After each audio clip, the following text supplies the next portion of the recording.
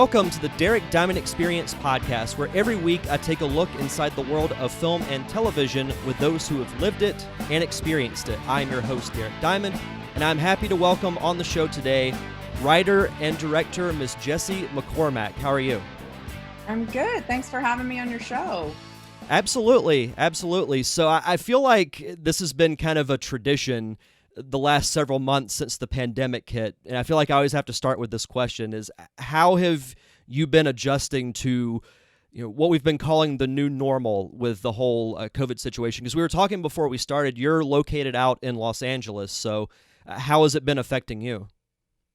To be honest, it hasn't been all that different for me because I am a writer, as you mentioned, among other things. So I'm kind of used to being home and writing all day. So it's not so different for me. And because I don't have kids, I'm not dealing with the homeschooling and all of that. So I feel very fortunate because I know how tough this is for so many people, and I really cannot complain about anything.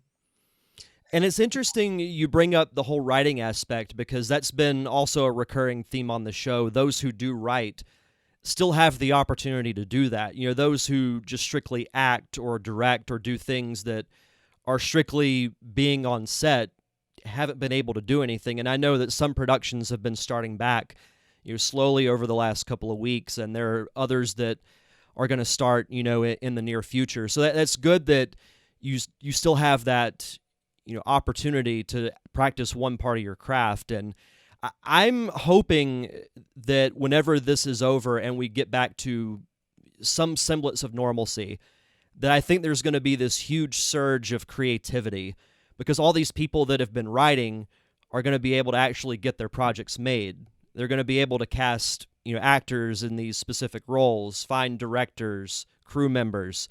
There's going to be this huge surge, I think, specifically for independent and locally made productions. I hope that's true.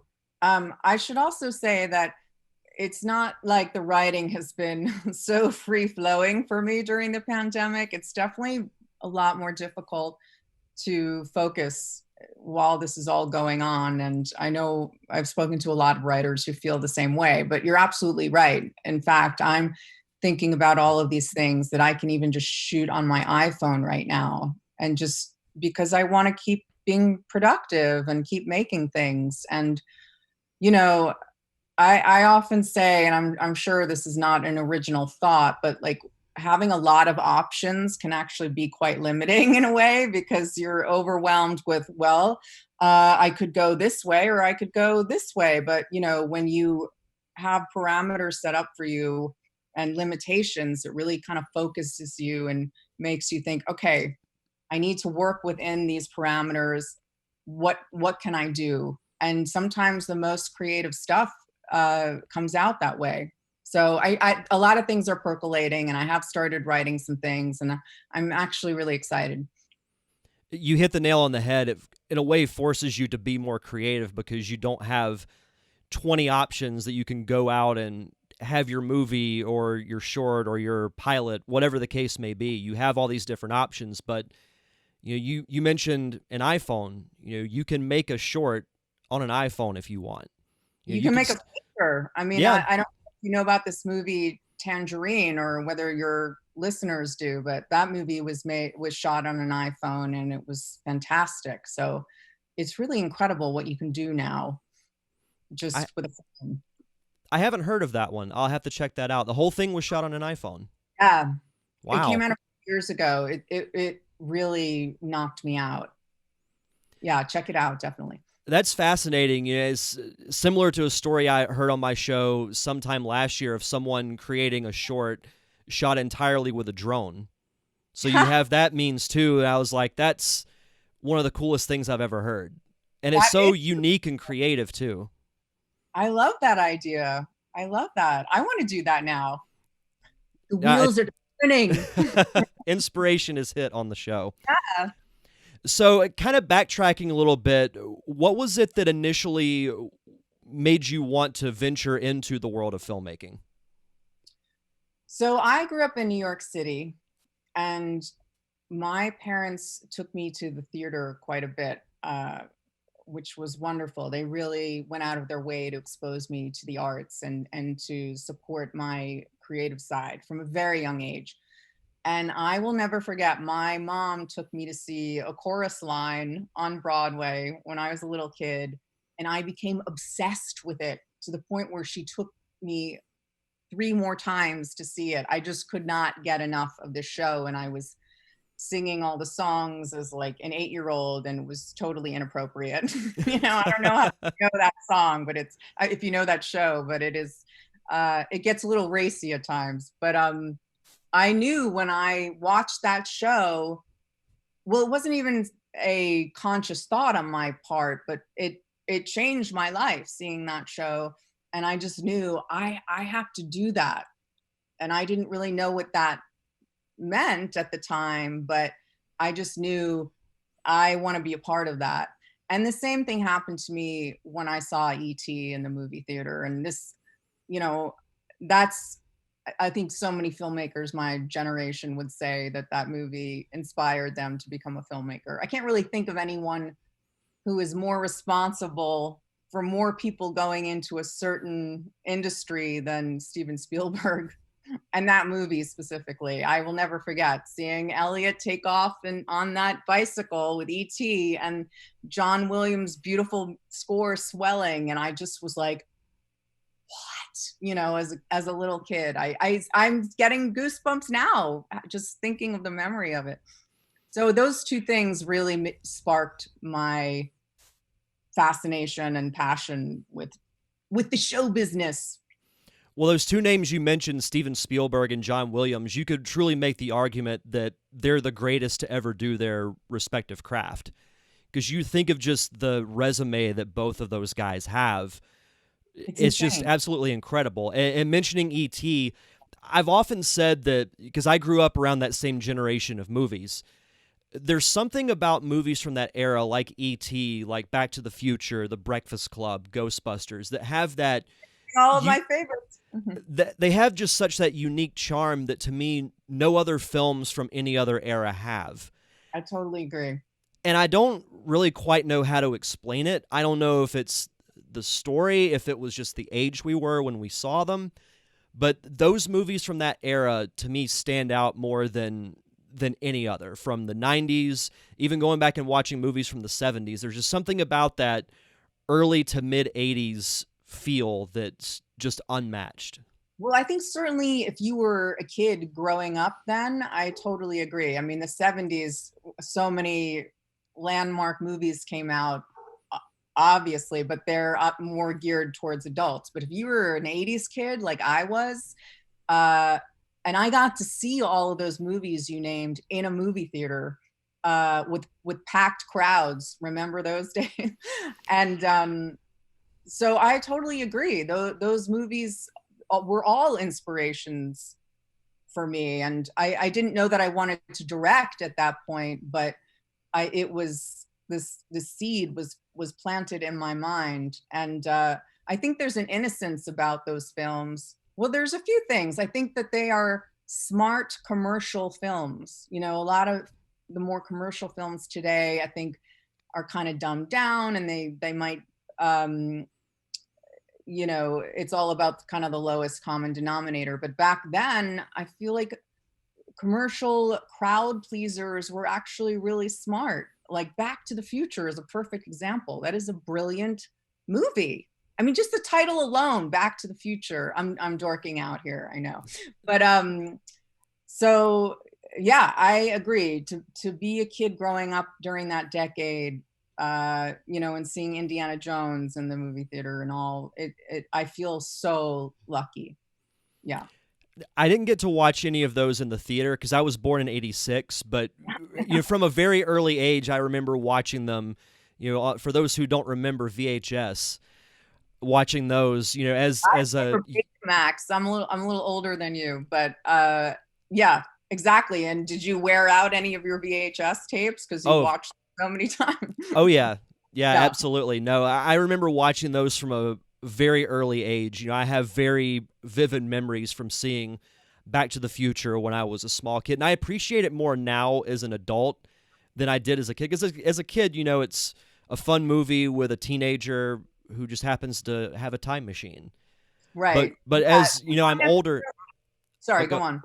I was just gonna say that, you know, now that I've been immersed in the filmmaking world and have been learning so much about it especially these last 3 or 4 years, I appreciate it more now because you can make the argument that it's a perfect movie. I Everything from the score, the story, the actors, all of it. I completely agree. It's timeless, and it's really a movie that everyone can enjoy. You can enjoy it with your kids. It's I agree. It's a perfect movie, and I'm astonished at how well it holds up. I watched it again fairly recently, and I also agree with you that seeing it as an adult, I have a new appreciation for it because I wasn't necessarily getting all the references when I was a kid watching it, and there's just all these subtle details in it. Um, that Robert Zemeckis snuck in there that are just kind of mind blowing, especially watching, I'm able to kind of put my filmmaker hat away when I watch things, but then, every once in a while I will kind of look at it as through my director's eyes, and I'm just astonished by what he did. Yeah. Well, and it's good that you can do that because, you know, I know that I've been guilty myself. Those who have worked in film, you look at it from a different perspective than just, you know, someone who's a fan might do it. So it's good that you can still, in a way, take the filmmaker hat off and enjoy it as a fan because all of us started as fans. Yeah. Those who work in film, we all started as fans of, you know, some specific movie or some show that made us want to do it. Yeah, I think that's the key, is to always remain a fan. And luckily that has not been an issue for me. And I still watch movies with that kind of childlike wonder, which is strange for me because I'm a cynical New Yorker, but not when I watch movies. And if anything, I appreciate them more because I do have somewhat of an idea now what it takes to make a film. Um, so yeah, I love movies, and that will always be the case no matter what happens. Absolutely. No, I couldn't agree more. So, from an early age, you knew that you were bitten by the bug of show business and you I wanted to be a blame my part of it. parents for that, by the way. It's their fault because But no, they it's good. It's good that you had that support system, though. oh my God, I feel so lucky. I really hit the jackpot with both my parents. They could not have been more supportive of me. It yeah, it makes me emotional just to talk about it. Yeah. So, when did you, or shall I say this? So, what was it that you wanted to do first? Because you've done acting, you've done directing, you've done writing. What was it that you wanted to do first, and then how did you get to where you are now? Definitely acting was the first thing I wanted to do. When I was in high school, I knew I was going to be an actor. And for some crazy reason, no one tried to talk me out of that. And I was a part of this group in my high school called Performance Group, where we went around and performed in various high schools around New York City. And it just was such an amazing experience. And I think even more than the performing aspect of it, it was the camaraderie that developed between me and my fellow classmates that really made me love acting. Um, and then when I went to college, I went to Brown, excuse me, and Brown has a really strong theater department, and I did a bunch of shows there, and I was in the improv group, and that only made me more certain, oh, I'm going to be an actor. But then when I started doing it professionally, I was so disenchanted by the auditions I was going on, and I wasn't even getting very many auditions, that I decided to just start writing stuff as to generate opportunities for myself as a performer. And so I wrote this play for my dear friend Eliza Waxel and I to act in together. And then I sort of realized, like, oh, I kind of maybe prefer writing to acting. And so I moved away from acting for a long time and just focused on writing. And I realized part of what was going on there was I was acting in these shows that I was writing as a way of trying to direct them, but I didn't really have the courage yet to actually declare I want to direct this. So by acting in them, that was my way of trying to do that. I came to realize. So then I finally started directing, and I made a short film, and I made a feature film, and I made this web series that we shot in London. And so my main focus these days is writing and directing, but I did go back and I acted in this latest project, and I hadn't acted in a long time. And I was really nervous about doing it, especially because I was wearing so many hats. I was, in addition to directing it and writing it and being an executive producer on it, I acted in this project. And it was definitely nerve wracking going in, but it was something I wrote to do with a dear friend of mine who's also an actor, and her daughters in real life play her daughters on the show. So it was a real family affair. And they helped me just shake the nerves off and plow ahead. So yeah, that's the long-winded answer to your question. No, that's a great response. No, and it's interesting because those who usually start with acting, at some point they get fascinated with the other aspects of the process, whether that be writing or directing. You know, I often use Ron Howard as an example. He was an actor for the longest time, and now he's one of the most accomplished directors in the industry. Absolutely. I mean, it is a cliche. What I really want to do is direct, but it's a cliche for a reason. Yeah. Yeah, no, so and another thing a lot of people don't realize, and we'll get into your series in depth here in a second, but when you work on a project like this, when it's really your baby, you write it, you direct it, you wind up wearing a lot of hats. And people still don't realize that with these types of projects, just the sheer amount of work that goes into it, because you don't have the just the sheer number of people working on a project. So in your case, in addition to directing it and writing it, you had to act in it as well. Like, I probably would have pulled my hair out by doing that. With my short that I did, I wrote it and directed it. Thankfully, I didn't act in it, because then it would have been arguably the worst thing ever. But no, it's that. Kudos to you for that, because I can't even imagine the anxiety that must have caused. Oh, thank you. Well, I will say that I did try and weasel out of acting in it at the last minute, but my friends' daughters who were acting in the show, they formed a coup against me, and they said they wouldn't act in it if I didn't. So I had no choice but to to act in it. And I'm really glad I did. But it was definitely nerve wracking. And I mean, I was literally worried about things like, am I even going to remember my lines? But because I wrote them, it's easier to remember lines than that you wrote. So, but yeah, and I have to say that we had such a wonderful cast and crew. These were all UK people. 99.9% of them I had never even met until we walked on set together. And they were just such a wonderful and enthusiastic and hardworking, good-natured group. And I really can't say enough about them. And I would not have been able to do it had I not been surrounded by such talent and good cheer. There was a lot of laughter on that set. I use this analogy almost ad nauseum on the show, but any type of project, whether it's a short, a feature, or in your case, a series, we're all little cogs in the big machine of the project, and it takes everyone working together from the director all the way down to PAs.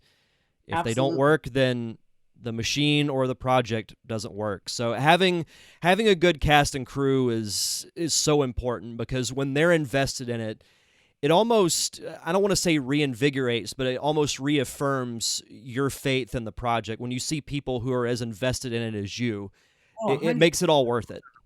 Absolutely. And I also want to mention our fantastic casting director, Theo Park, who got us some really terrific actors. You know, web series haven't really taken off in the UK yet. So it was a leap of faith for all of these people to come on board. And Theo, our casting director, you know, people read the scripts because of her, not because of me.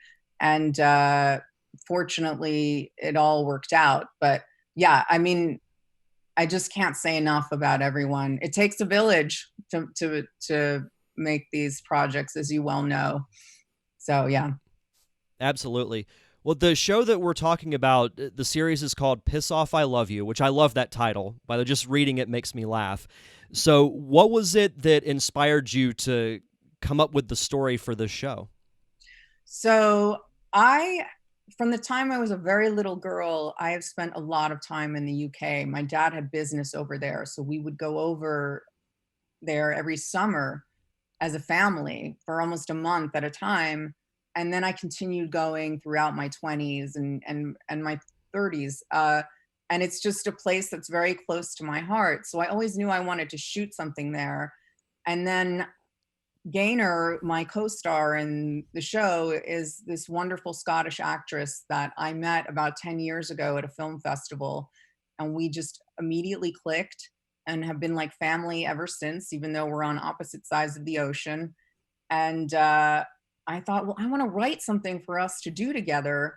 And because I've already spent, and she lives in London, and since I already knew London so well and had spent so much time there, I was able to call in a lot of favors from family, friends, and friends, just saying, can I shoot in your house for free? You know, we got a lot of free locations. And one thing I'm really proud of is the production value of the show. I mean, we have actually more locations in this show than I did in my feature film. And our production designer, Karis Beard, did a fantastic job of, you know, sometimes we used one house as like 4 different locations. And so she would just dress up a room completely differently each time. And she just was so talented. And it was a joy to see what she would cook up each time. But so that is sort of why I wanted to shoot something over there. Strangely, I was able to get more free locations there than I would have even in Los Angeles where I live. So it worked out really well. And who doesn't want to shoot something in London, right? It's London. Come on. So that's kind of how it worked out. Yes, I mean, who wouldn't want to go to London? Yeah. And I will say it because I've watched the first. We're not even allowed to go there now, but Yeah, hopefully someday I'll get back. one day soon, hopefully. Yeah. No, that's something because I have watched the first episode of the series, and that was the first thing that jumped out at me is just how great the scenery looked. The fact that you were actually able to go to London and film this because, you know, it gives that authentic feel to what the story is about. And just seeing the scenery that's just so different than it is over here is different than, you know, and I've never been to London, but just seeing the visual of it from your episode looks way different than anywhere else I've been in the United States. So that was that and just the pure humor in it. You know, I was laughing the entire time, and I was watching the episode with my girlfriend, and she was disappointed that it was over as quickly as it was. She's like, I want to see more. So that was... Well, I appreciate that. There will be more episodes coming out soon. We're figuring out that next step of where the whole series will be seen. That's kind of the next step down the road. But shooting in London, one of the great things about it was since I was working with all of these local people, they were able to expose me to places that I didn't know about, even though I had spent a lot of time there growing up. So one of the things I'm proud of is that we show different parts of London that you don't necessarily see in movies and TV shows. And that was really a goal of mine. I mean, London to me is another character in the show, and it is a love letter to England. You know, I'm making fun of England and America, but it's all with great affection. Well, and that's what I like about it too, is that it plays almost the satire point on both sides, on both the American and the UK side, and just the mix of that just made it, extremely funny.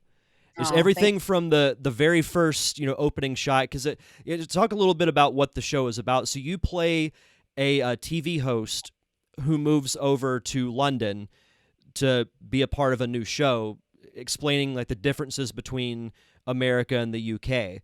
And it plays off of a lot of things that are said about America and things that are said about the UK. And I love that you play both sides of it. So it's not really like you're knocking one side and praising the other.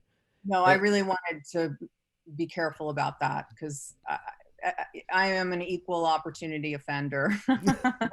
And really, it was, like I said, it was all done in good fun and with great affection. And, you make fun of what you love. Absolutely. How Yeah. did you come up with the actual story of you playing the television host moving over to London? Like, where did that idea come from? Well, I knew that I wanted to uh, tell a story that would allow me to really show on screen the cultural differences between our two countries. And I thought, well, what better way to do that than have a show within the show that actually addresses that very topic, because I love culture clash humor. And another 80s film that really inspired me was A Fish Called Wanda. I don't know if you've seen that one, but it's several members of Monty Python are in that movie, and uh, it's just one of my favorites. And it was definitely an inspiration for me, just in life, not just with this show. I mean, with other projects that I've written as well. And so, yeah, that's kind of where the genesis occurred. One something too that I notice as well is you can normally tell when actors are having fun on a set. I don't know if you've seen the movie Knives Out, but I did. it had an incredible cast. But what I loved about the movie is you can almost tell that the cast are just having a blast making Absolutely. this film. And I got that same feeling from this pilot that I watched, is that you guys were having fun, and it looked like a fun project to be a part of. And whenever I'm watching something that you can tell that the cast is having fun, it's almost infectious in a way where it pulls the audience in and makes them enjoy it as well. You use the exact word that I was going to say. Like, when I watch people having fun on screen, it is infectious, and I wind up having fun as a viewer. And so I'm really glad you said that. And that was my hope, because we did have a lot of fun. I mean, I'm not going to lie, it was a lot of work. I was exhausted wearing so many hats. But there was a level of comfort with this cast and crew that just made it so fun, and it can be very dicey working with your friends on creative projects, but and I wouldn't have done it with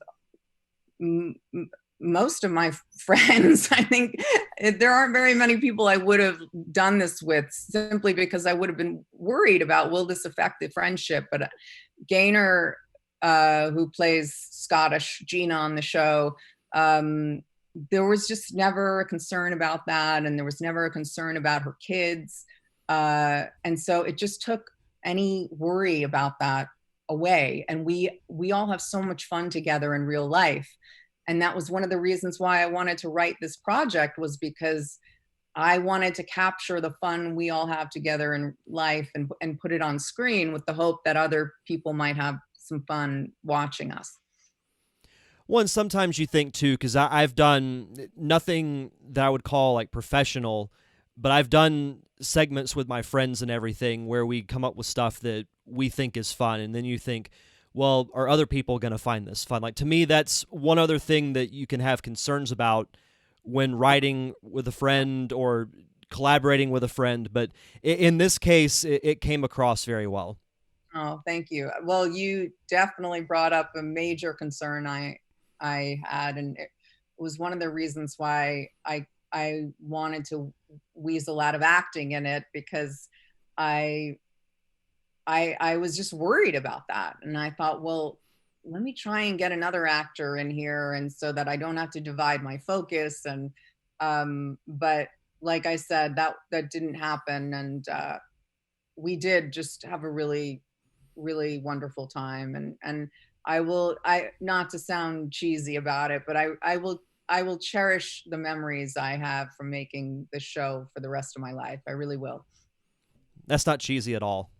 No, I think that's awesome, actually.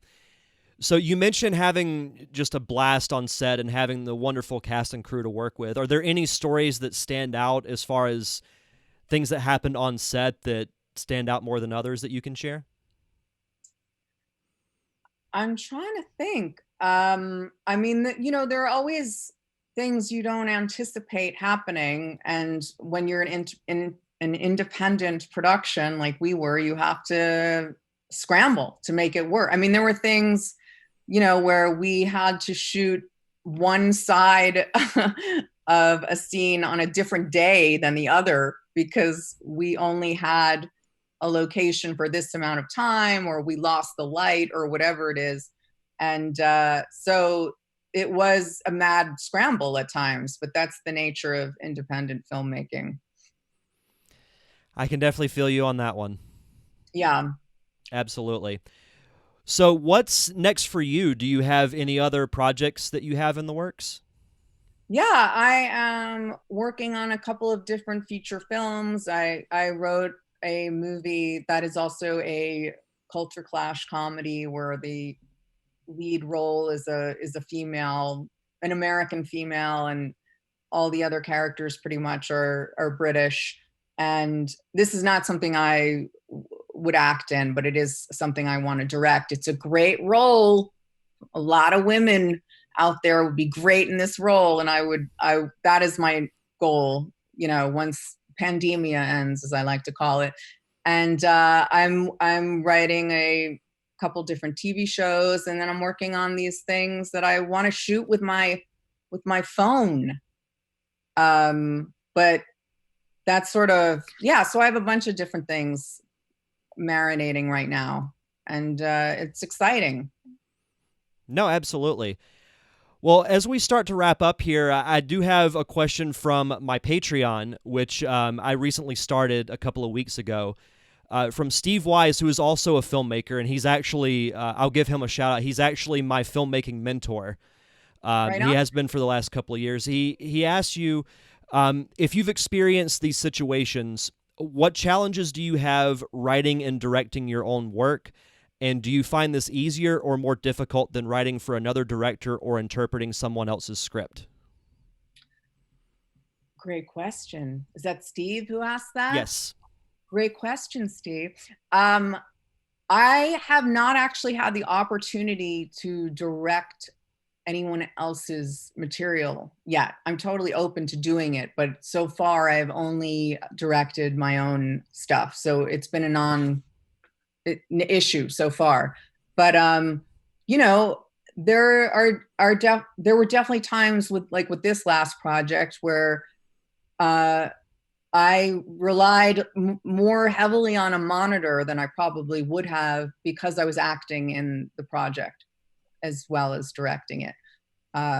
So that there are advantages to doing that and disadvantages. The advantages is as the actor, I knew what the director wanted, but I didn't know whether I accomplished that feat. So I would have to.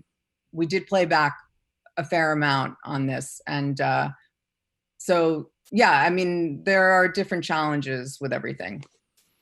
I Well, would it's say. good that you had that self-awareness to be able to say, okay, well, we need to go back and watch that. Because, yeah, you mentioned, almost in a half kidding way that, yeah, as the actor, you know what the director wants because you're also directing it.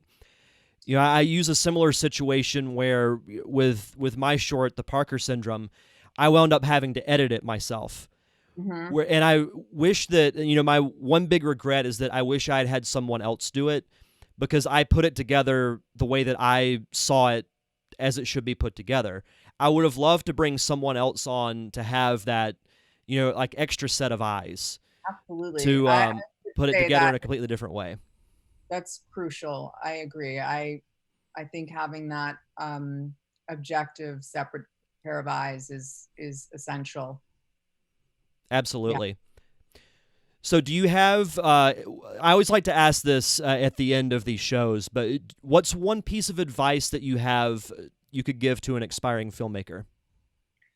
I would say just go out and make stuff with your phone. And I mean, I sound like a parrot here. I know I keep saying that, but really, you can go out and make anything on your own now. It's the great thing about being alive right now. You know, there are a lot of challenges going on in the world, but one thing that you can do is just start shooting stuff. And I really encourage anyone who is an aspiring filmmaker or any filmmaker to pick up your phone and get together with your friends and go make stuff. Because even if you're not even if you're not so proud of the end result, or it doesn't necessarily yield the results you want, you will learn so much doing it. And it is the best film school you could ask for, and you'll apply all of that to the next thing you shoot. And so that would be always is my first piece of advice. I couldn't have said it any better myself. The best way to learn is to do. That's right. Absolutely. And finally, do you have any website or social media that you'd like to plug so the listeners can follow you? Absolutely. I don't know if we mentioned that the first episode of Piss Off, I Love You is screening at the Dances with Films Festival on September 5th and 6th. And you can also check out our Facebook page, Piss Off, I Love You, and our Instagram page, Piss Off, I Love You. And if you want to check out my personal Instagram page, I'm at McCormack.Jessie. So there are a few different ways you can find us. Come along, everyone. Join us. Well, you'll definitely have one more follower as soon as we're done with this show. So thanks so much. No, absolutely. And Jessie, thank you so much for taking the time to come on the show. It was fun geeking out over 80s movies and talking about your project. Anytime. Thanks for having me. Absolutely. And if you want to follow me on social media, I'm on Facebook, Twitter, and Instagram at DDiamondPodcast. You can subscribe to the show on all podcasting platforms. And also thank you to my close friends, the Unicorn Wranglers, for providing the theme music for the podcast. You can check out all their music on Apple Music, Google Play, and Spotify. That's going to do it for this week's show, so enjoy the rest of your week. Have a safe and fun weekend. Thank you for tuning in to another awesome episode of the Derek Diamond Experience. I'm your host, Derek Diamond, and we'll see you guys back here next Thursday.